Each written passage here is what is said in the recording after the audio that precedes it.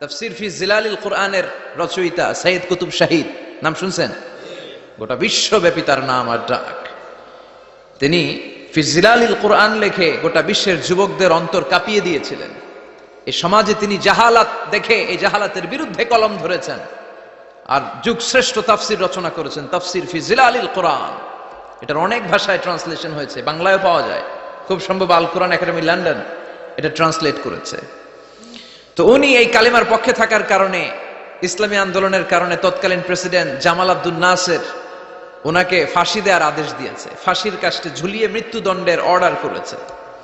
তো জেল কোডের নিয়ম অনুযায়ী যাদেরকে ফাঁসি দেয়া হবে, হ্যাঙ্গিং করা হবে, হ্যাঙ্গিং করার ঘন্টাখানিক আগে ওই কারা কর্তৃপক্ষ থেকে নিয়োগ দেয়া জেলখানার ইমাম সাহেব এসে তাদেরকে লা ইলাহা পড়ায়।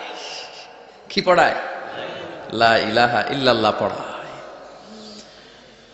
তো সৈয়দ কুতুব শাহিদ উনিও যখন ওনাকে ফাঁসির কাস্টে ঝুলানো হবে, ওই মুহূর্তে জেল কোডের নিয়ম অনুযায়ী ইমাম সাহেব এসে সৈয়দ কুতুব সাহিবকে বলতে আরম্ভ করলো যে আমি আপনাকে কালিমা পড়াতে এসেছি, আপনি পড়েন লা ইলাহা ইল্লাল্লাহ। সৈয়দ কুতুব শাহিদ বললেন, আমারে কালিমা শিখাতে এসো না, আমি কালিমা খুব ভালো জানি।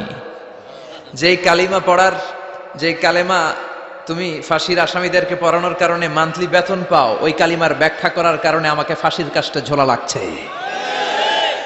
তুমি কালিমা পড়াও, তুমি বেতন নাও, আর আমি কালিমার ব্যাখ্যা করার কারণে আমার ফাঁসি হয়, তার মানে তোর কালিমা আর আমার কালিমা এক কালিমা না। কালিমার মধ্যে পার্থক্য আছে না নাই?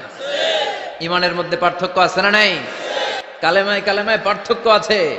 ওই কারা কর্তৃপক্ষের নিয়োগ করা ইমাম সাহেবের লা ইলাহা ইল্লাল্লাহ আর তাফসীর ফি জিলালিল কোরআনের রচয়িতা সৈয়দ কুতুব শাহিদের লা ইলাহা এক কালিমা নয়, এক লা ইলাহা নয়। চিল্লায় কোন ঠিক কিনা?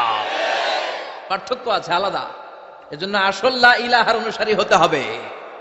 লা ইলাহার ধারক এবং বাহকরা হচ্ছে সত্য এবং ন্যায়ের পক্ষে। যত বিপদ আসে, যত আপদ আসে, যত ঝুঁকি আসে, পাহাড় সম ঝুঁকিকে ডিঙ্গিয়ে তারা লা ইলাহার কালিমার পতাকাকে উড়িয়ে দেয়। চিল্লায় বলেন ঠিক কিনা? এজন্য ইমানে ইমানে পার্থক্য আছে। আমরা যেন আসল ইমানদার হতে পারি, আল্লাহ তৌফিক দাও। আরো জোরে পড়েন আমিন। আমরা সব সময় যেন আল্লাহর জিকির দিয়ে হৃদয়টাকে সিক্ত রাখতে পারি, তুমি তৌফিক দাও। বিশ্বনবী বলেছেন, লা ইয়াজালু লিসানুকা রাতবান মিন যিকরিল্লাহ, তোমার জিহ্বাটা যেন আল্লাহর জিকিরে সব সময় ভিজা থাকে। কি থাকে? সব সময় যেন পড়ি সুবহানাল্লাহ, আলহামদুলিল্লাহ, লা ইলাহা ইল্লাল্লাহ।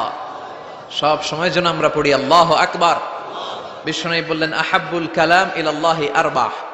খেয়াল রাখবেন, আল্লাহর কাছে সবচেয়ে প্রিয় কথা